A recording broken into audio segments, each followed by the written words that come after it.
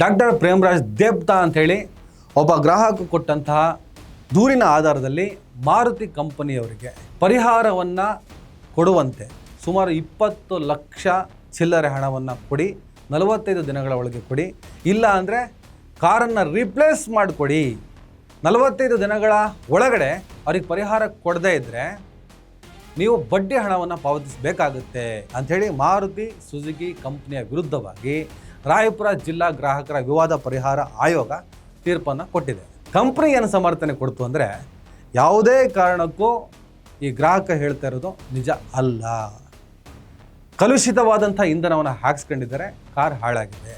E20 ಪೆಟ್ರೋಲ್ಗೆ manufacture ಆದಂಥ car ಇದು. E20 petrol ಹಾಕ್ಸ್ಕೊಂಡು ಸಾವಿರಾರು ಕಾರುಗಳು ನಮ್ಮ ಕಂಪ್ನಿದು ಓಡಾಡ್ತಿದ್ದಾವೆ. ಈ ಕಾರಿಗೆ ಯಾಕೆ ಸಮಸ್ಯೆ? ನಾಳೆ ಇವ್ರು ನುಣ್ಸ್ಕೊಂಡ್ಬಿಡ್ತಾರೆ, ಕೋವಿಡ್ ಟೈಪು. ನಾವೇನು ಹೇಳಿಲ್ಲ, ನಾವು ಹೇಳಿದ್ವಾ? ಸರ್ಕಾರ ಅವ್ರದ್ದೇ ಆಡಳಿತ, ಅವ್ರದ್ದೇ ರಾಜ್ಯಭಾರ, ಅವ್ರದ್ದೇ ದೇಶಭಾರ, ಅವ್ರು ಏನು ಹೇರಿದ್ರೆ ಹೇರಿಸ್ಕೋಬೇಕು. ಈಗ E20 ಪೆಟ್ರೋಲ್ ಮಾತ್ರ ಸಿಗುತ್ತೆ, ಹಾಕ್ಸ್ಕೊಳಕ್ಕಾಗಲ್ಲ, ಹಾಕ್ಸ್ಕೊಳ್ದಿದ್ರೆ ವಿಧಿ ಇಲ್ಲ ಅಂದಮೇಲೆ ಹಾಕ್ಸ್ಕೊಳ್ತಾರೆ, ಕಡೆಗೆ ಕಾರ್ ಹಾಳಾಗುತ್ತೆ. ಕಾಲಕ್ರಮೇಣ ನೋಡಿದ್ರಾ, ಇದು ಬಿಟ್ಟರೆ ಬೇರೆ ಪೆಟ್ರೋಲೇ ನೀವು ಕೊಡಲಿಲ್ಲ, ಹಾಕ್ಸ್ಕೊಳ್ಳೇಬೇಕು ಅಂದರೆ ಹಾಕ್ಸ್ಕೊಂಡ್ವಿ, ಕಾರ್ ಹಾಳಾಗಿದೆ ಅಂತೇನಾದರೂ ಮುಂದಿನ ದಿನಗಳಲ್ಲಿ ಪ್ರಶ್ನೆ ಮಾಡಿದ್ರೆ ನಾವು ಕಡ್ಡಾಯ ಮಾಡೇ ಇಲ್ಲ, ಆಪ್ಷನ್ ಕೊಟ್ಟಿದ್ವಿ ಅಂತ ಬೇಕಾದರೆ ನೆನೆಸ್ಕೊಂಡು. ಹಲೋ ನಮಸ್ಕಾರ ಸ್ನೇಹಿತರೆ. E20 petrol, ethanol 20 petrol, 80% pure petrol, 20% ethanol mix petrol, E20 petrol ಬಗ್ಗೆ ನಾನು 2 ಎಪಿಸೋಡನ್ನು ಮಾಡಿದ್ದೀನಿ. ಭಾರತ ದೇಶದಲ್ಲಿ E20 ಪೆಟ್ರೋಲ್ಗೆ ಸಂಬಂಧಪಟ್ಟ ಹಾಗೆ ದೊಡ್ಡ ಪ್ರಮಾಣದ ವಿವಾದದ ಬಿರುಗಾಳಿ ಎದ್ದಿದೆ. ಅದು ನಿಮಗೆ ಗೊತ್ತಿದೆ. ಕೇಂದ್ರ ಸರ್ಕಾರ ಸಮರ್ಥನೆ ಮಾಡ್ಕೊತಿದೆ, E20 ಪೆಟ್ರೋಲ್ನಿಂದ ಯಾವುದೇ ರೀತಿಯ ಸಮಸ್ಯೆ ಇಲ್ಲ, ಇಂಜಿನ್ನ ಕಾರ್ಯಕ್ಷಮತೆ ಹೆಚ್ಚುತ್ತೆ, ಪರಿಸರ ಸ್ನೇಹಿ, ರೈತರಿಗೂ ಕೂಡ ಅನುಕೂಲ ಆಗುತ್ತೆ, ಜೊತೆಗೆ ನಿತಿನ್ ಗಡ್ಕರಿಯ ಮಕ್ಕಳು ಕೂಡ ಸಿಕ್ಕಾಪಟ್ಟೆ ಅನುಕೂಲ ಆಗಿದ್ದಾರೆ ಅಂಥೇಳಿ ಒಂದಿಷ್ಟು ಮಾಹಿತಿಗಳನ್ನು ಆಧರಿಸಿ ನಾನು ಕೂಡ ಎಪಿಸೋಡ್ ಮಾಡಿದ್ದೆ. 17 ಕೋಟಿ ಟರ್ನ್ ಓವರ್ ಇದ್ದಂಥ ಅವರ ಎಥನಾಲ್ ಕಂಪನಿ ಸುಮಾರು 500, 600, 700 ಕೋಟಿ ಟರ್ನ್ ಓವರ್ ಮಾಡ್ತಾ ಇದೆ ಅಂತ ಹೇಳ್ಬಿಟ್ಟು ಒಂದಿಷ್ಟು ಸುದ್ದಿಗಳಿದ್ದಾವೆ. ಆ ಸುದ್ದಿಗಳನ್ನು ಹೆಕ್ಕಿತ್ತಂದು ನಾನು ಕೂಡ ಒಂದಿಷ್ಟು ವಿಮರ್ಶೆಯನ್ನು ಕೂಡ ಮಾಡಿದ್ದೆ. ಅದಕ್ಕೆ ಸಂಬಂಧಪಟ್ಟಂತಹ ವಿಡಿಯೋದ ಲಿಂಕನ್ನು ಡಿಸ್ಕ್ರಿಪ್ಷನಲ್ಲಿ ಕೊಟ್ಟಿರ್ತೀನಿ, ನೀವು ನೋಡ್ಕೊಂಬರ್ಬೋದು. E20 ಪೆಟ್ರೋಲಿಗೆ ಸಂಬಂಧಪಟ್ಟ ಹಾಗೆ ಆಲ್ರೆಡಿ ಅನೇಕ ಅರ್ಜಿಗಳು ಕೋರ್ಟಿಗೆ ಹೋಗಿದ್ದಾವೆ, ಸುಪ್ರೀಂ ಕೋರ್ಟ್ವರೆಗೂ ಹೋಗಿದೆ, ತೀರ್ಪಿನ್ನು ಬರಬೇಕಾಗಿದೆ.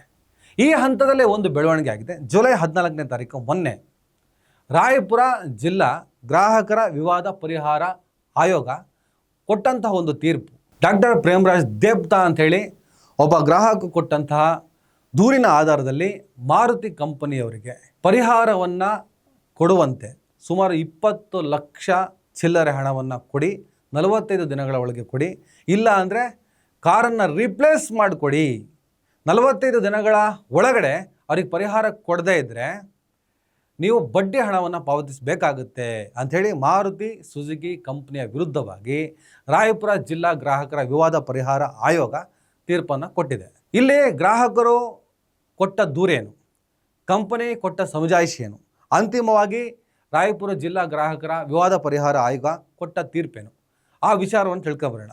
ಇದು ದೊಡ್ಡ ಪ್ರಮಾಣದಲ್ಲಿ ಗ್ರಿಪ್ ಆಗ್ತದೆ. ಇವ್ರ ಮೇಲ್ಮನವಿ ಏನೇ ಸಲ್ಲಿಸಿರ್ಬೋದು, ಆದರೆ ದೊಡ್ಡ ಪ್ರಮಾಣದಲ್ಲಿ ಈ ತೀರ್ಪು ಗ್ರಿಪ್ ಆಗುತ್ತೆ. E20 ಪೆಟ್ರೋಲ್ ಮೇಲಿರುವಂಥ ಅನುಮಾನಕ್ಕೆ ಒಂದು ಬೆಳಕು, ದಾರಿ ಕಂಡಂಗಾಗುತ್ತೆ. ಸ್ನೇಹಿತರೆ, ಡಾಕ್ಟರ್ ಪ್ರೇಮರಾಜ್ ದೇಬ್ತಾ ಅಂತ ರಾಯಪುರದ ಒಬ್ಬ ಗ್ರಾಹಕ. ಅವರು Maruti Suzuki Grand Vitara strong hybrid Zeta plus ಜನವರಿ 2023ರಲ್ಲಿ ಮ್ಯಾನುಫ್ಯಾಕ್ಚರ್ ಆದಂಥ ಕಾರನ್ನು ಜೂನ್ 2024ರಲ್ಲಿ ಖರೀದಿ ಮಾಡಿರ್ತಾರೆ. ಹೊಸ ಕಾರು ಖರೀದಿ ಮಾಡ್ತಾರೆ, ಪೆಟ್ರೋಲ್ ಬಂಕ್ ಹೋಗ್ತಾರೆ, ಪೆಟ್ರೋಲ್ ಹಾಕ್ಸ್ಕೊತಾರೆ. 2023ರಿಂದ E20 ಪೆಟ್ರೋಲ್ ನಮ್ಮ ದೇಶದಲ್ಲಿ ಇಟ್ಟಾಡುತ್ತಿದೆ. 2024ರಲ್ಲಿ ಬೇರೆ ಇವ್ರು ಗಾಡಿ ತಗೊಂಡಿರೋದು, ಅದು ಜೂನ್ ತಿಂಗಳಲ್ಲಿ. ಎಲ್ಲ ಕಡೆ E20 ಪೆಟ್ರೋಲೇ. ಈಗಂತೂ E20 ಕಡ್ಡಾಯ, ಆಪ್ಷನ್ನೇ ಕೊಟ್ಟಿಲ್ಲ, ಆಪ್ಷನ್ ಅಂತ ಕೊಟ್ಟಿದ್ದಾರೆ. ಕೆಲವು ಬಂಕ್ಗಳಲ್ಲಿ 170 ರೂಪಾಯಿ ಕೊಟ್ಟು ಪ್ಯೂರ್ ಪೆಟ್ರೋಲ್ ತಗೋಬೋದು. ಕಲಬೆರಕೆ ಅಂದರೆ E20 20% ಎಥನಾಲ್, 80% ಪೆಟ್ರೋಲ್, ಈ ಮಿಕ್ಸ್ ಆದ ಪೆಟ್ರೋಲ್ ಬೇಕು ಅಂದರೆ 110 ರೂಪಾಯಿ ಕೊಟ್ಟು ಹಾಕ್ಸ್ಕೋಬೋದು. 2023 ನಂತರ ಮ್ಯಾನುಫ್ಯಾಕ್ಚರ್ ಆದಂತಹ ಕಾರುಗಳಿಗೆ E20 ಪೆಟ್ರೋಲ್ ಹಾಕ್ಬೋದು ಅಂತ ಕಂಪ್ನಿಗಳೇ ಹೇಳ್ತವೆ. 2023ರ ಹಿಂದಿನ ಕಾರುಗಳಿಗೆ, ಪೆಟ್ರೋಲ್ ಕಾರುಗಳಿಗೆ E20 ಪೆಟ್ರೋಲ್ ಹಾಕ್ಸೋಕ್ಕಾಗಲ್ಲ. E10 ಮ್ಯಾಕ್ಸಿಮಮ್ ಹಾಕ್ಬೋದು, E5 ಹಾಕ್ಸ್ಬೋದು. ಯಾಕಂದರೆ ಆ ಕಾರುಗಳ ಇಂಜಿನ್ಗಳನ್ನು ಟೋಟಲ್ ಮ್ಯಾನುಫ್ಯಾಕ್ಚರ್ ಏನಿದೆ ಅದನ್ನು E20 ಪೆಟ್ರೋಲ್ಗೆ ಪೂರಕವಾಗಿ ಮಾಡಿಲ್ಲ ನಾವು. 2023 ಮೇಲೆ ಎಲ್ಲ ಕಾರುಗಳು ಕೂಡ, ಎಲ್ಲ ಪೆಟ್ರೋಲ್ ಕಾರುಗಳು, ಯಾವುದೇ ಕಂಪ್ನಿ ಕಾರುಗಳಿಗೆ E20 ಪೆಟ್ರೋಲ್ ಹಾಕಿಸ್ಬೋದು. ನಿಮಗೆ ಫ್ಯೂಲ್ ಮಾಡೋ ಕಡೆ ಆ ಮುಷ್ಲ ತೆಗಿತಾರೆ, ಅಲ್ಲೇ ಬರೆದಿರ್ತಾರೆ E20, E10, E5 ನಿಮ್ಮ ಕಾರಿನ ತಾಕತ್ತೇನು ಅಂತ ಬಹುತೇಕ ಕಾರುಗಳಲ್ಲಿ ಅದನ್ನು ಬರೆದಿರ್ತಾರೆ. ಹಾಗೆ 2023 ನಂತರ ಮ್ಯಾನುಫ್ಯಾಕ್ಚರ್ ಆದಂಥ ಕಾರುಗಳಿಗೆ E20 ಪೆಟ್ರೋಲ್ ಹಾಕ್ಬೋದು ಅಂತ ಎಲ್ಲ ಕಂಪ್ನಿಗಳು ಹೇಳಿದ್ದಾವೆ. ಅದೇ ನಂಬಿಕೆಯಿಂದ 2024ರಲ್ಲಿ Grand Vitara, Maruti Suzuki Grand Vitara ಸುಮಾರು 20 ಲಕ್ಷ ಬೆಲೆ ಬಾಳುವ ಕಾರನ್ನು ಖರೀದಿ ಮಾಡಿದ ಪ್ರೇಮರಾಜ್ ದೇಬ್ತಾ ಅವರು ಪೆಟ್ರೋಲ್ ಹಾಕ್ಸ್ಕೊತಾರೆ. ಸ್ವಲ್ಪ ಟೈಮ್ ನೋಡ್ತಾರೆ, ಇಂಜಿನ್ ಮಿಸ್ಫೈರ್ ಆಗುತ್ತೆ, ಸ್ಟಾಲಿಂಗ್ ಆಗುತ್ತೆ, ಮೈಲೇಜ್ ಡ್ರಾಪ್ ಆಗುತ್ತೆ, ಆಗಾಗ ರಿಪೇರಿಗೆ ಬರುತ್ತೆ. ಅವ್ರು ಏನು ಮಾಡ್ತಾರೆ, ಅಥರೈಸ್ಡ್ ಸರ್ವಿಸ್ ಸೆಂಟರ್ಗೆ, ಈ ಮಾರುತಿ ಅವ್ರದ್ದೇ ಅಥರೈಸ್ಡ್ ಸರ್ವಿಸ್ ಸೆಂಟರ್ಗೆ ಚೆಕ್ ಮಾಡಿಸ್ತಾರೆ.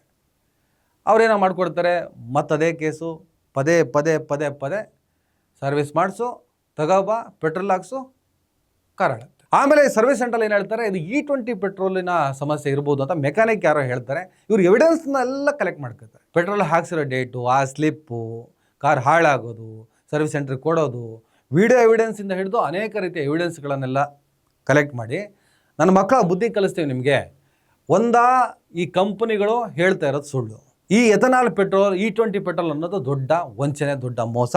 ಕಷ್ಟಪಟ್ಟು ಕಾರನ್ನು ತಗೊಂಡಿರ್ತೀವಿ, ಶ್ರೀಮಂತರ ಲೆಕ್ಕ ಬೇರೆ, ಮಧ್ಯಮ ವರ್ಗದವರು ಕಾರನ್ನು ಕಷ್ಟಪಟ್ಟು ಲೋನ್ ಮಾಡಿಕೊಂಡು ಸಾಲ ಸೋಲ ಎಲ್ಲ ಮಾಡಿ ತಗೊಂಡಿರ್ತಾರೆ.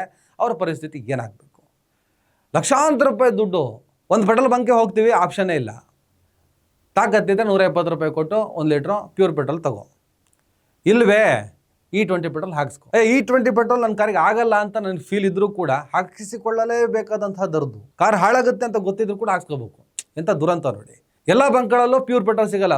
ಆಗಿದ್ದಾಗಲಪ್ಪ ದುಬಾರಿ ಬೆಲೆ ಕೊಟ್ಟು ತಗೊಳ್ಳೋಣ ಅಂದರೂ ಕೂಡ ಎಲ್ಲ ಬಂಕ್ಗಳಲ್ಲೂ ಪ್ಯೂರ್ ಪೆಟ್ರೋಲ್ ಸಿಗ್ತಾ ಇಲ್ಲ. E20 ಬಿಟ್ಟರೆ ಬೇರೆ ಆಪ್ಷನ್ ಇಲ್ಲ. ಕಾರ್ ಮುಂದಕ್ಕೆ ಹೋಗಬೇಕು, ಹಾಕಿಸ್ಕೊಳ್ಳೇಬೇಕು.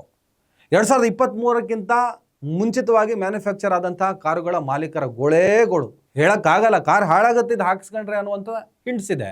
ಅದು ಬಿಟ್ಟರೆ ವಿಧಿ ಇಲ್ಲ. ಕಾರ್ ಹಾಳಾದರೂ ಆಗಲಿ ಅಂತ ಹೇಳಿ ಹಾಕ್ಸ್ಕೊಳ್ಳೇಬೇಕು, ಇಲ್ಲ ಕಾರ್ ಮುಂದೋಗಲ್ಲ. ಎಂಥ ಕೆಟ್ಟ ಸ್ಥಿತಿ ನೋಡಿ. ಕೋವಿಡ್ ಬಂದಾಗಲೂ ಹೀಗೆ, ಕೋವಿಶೀಲ್ಡು, ಕೋವ್ಯಾಕ್ಸಿನ್ ಕಡ್ಡಾಯವಾಗಿ ಹಾಕ್ಸ್ಕೊಳ್ಳೇಬೇಕು, ಇಲ್ಲ ರೇಷನ್ನೇ ಸಿಗಲ್ಲ, ನಿಮಗೆ ಬಸ್ ಹತ್ಸಲ್ಲ. ಈ ಥರ ಅನೇಕ ರೀತಿಯ ಬೆದರಿಕೆಗಳನ್ನು ಒಡ್ಡಿ ವ್ಯಾಕ್ಸಿನ್ ಹಾಕಿಸಿಕೊಳ್ಳುವಂತೆ ಮಾಡಿದ್ರು. ಎಲ್ಲರೂ ಪಾಪ ಹೆದರಿ ಬೆದರಿ ಹಾಕ್ಸ್ಕೊಂಡ್ರು. ಆತಂಕಗಳಿದ್ರು, ಅದರ ಬಗ್ಗೆ ಅನೇಕ ರೀತಿಯ ಅಡ್ಡ ಪರಿಣಾಮಗಳ ಬಗ್ಗೆ ಹಿಂಡಿಸಿದ್ರು ಕೂಡ ಹಾಕ್ಸ್ಕೊಂಡ್ರು.